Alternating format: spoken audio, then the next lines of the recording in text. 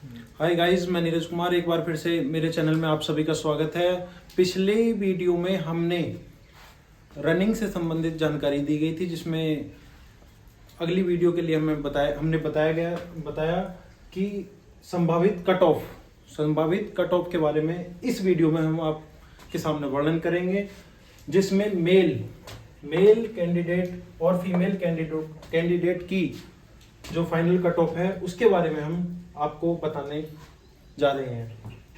ये general category जो कि हमारी मेरिट लगी थी वो 214 पे लगी थी, और अब फाइनल जो मेरिट लगेगी वो हमारी 220 से 225 के बीच में जाएगी।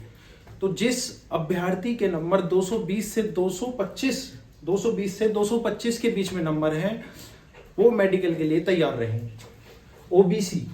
ओबीसी में हमारी मेरिट लगी थी 198 पर। ये फाइनल जो मेरिट लगेगी ओबीसी की वो 206 से 211 के बीच लगेगी, यानी कि ओबीसी वाले बच्चे 206 से 211 के बीच जिनके नंबर हैं वो मेडिकल के लिए पूर्ण रूप से तैयार रहें।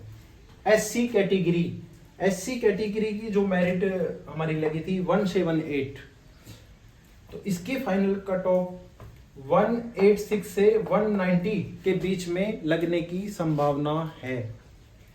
इसके बाद आते हैं एसटी पर।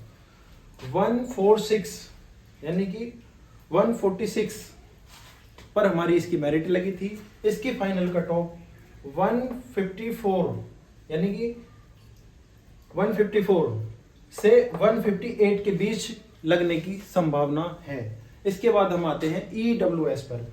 ईडब्ल्यूएस की जो फाइनल मेरिट लगी थी वो हमारी 187 पर लगी थी, जिसकी फाइनल कट ऑफ 195 से 199 के बीच लगने की संभावना है।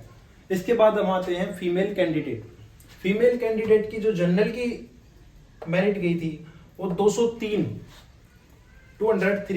पर गई थी, जिसकी फाइनल कट ऑफ 209 से 213 यानी कि 209 से 213 तक जाने की संभावना है।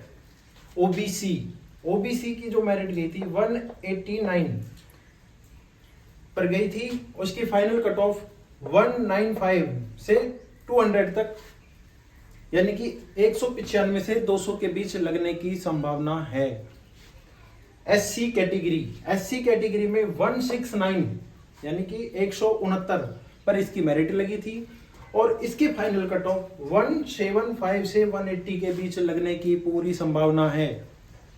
इसके बाद आते हैं हम एसटी की जो मेरिट गई थी 136 यानी कि 136 पर इसकी मेरिट गई थी। इसकी फाइनल कट ऑफ 142 से 148 तक लगने की संभावना है।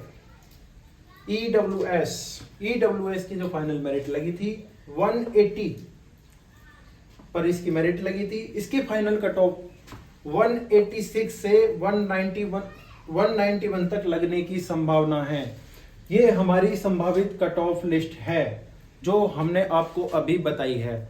तो यानी कि जो 10 मार्च के बाद, संभावित 10 मार्च के लगभग आपको इसकी मेरिट लिस्ट देखने को मिलेगी, और मार्च के 3rd या 4th वीक में आपका जो मेडिकल की संभावित डेट है वो कंफर्म हो जाएगी। ठीक है।